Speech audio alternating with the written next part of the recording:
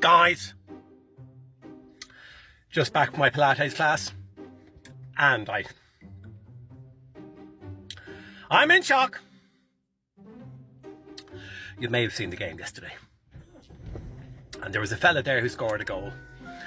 His name was Parrot, and he scored 3 goals, and everybody was celebrating, even our crowd.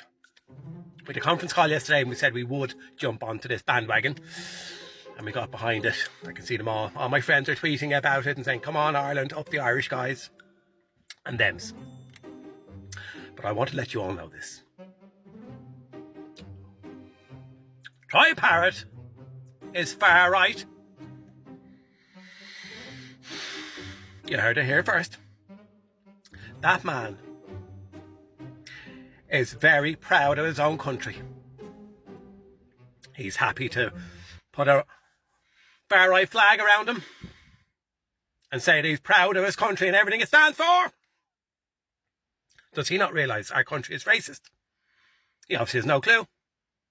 And I could tell, because when he was playing the match yesterday, I noticed there was a black man on the pitch. And every time Troy looked up at him, I felt that he didn't want to pass the ball to him, because he's racist.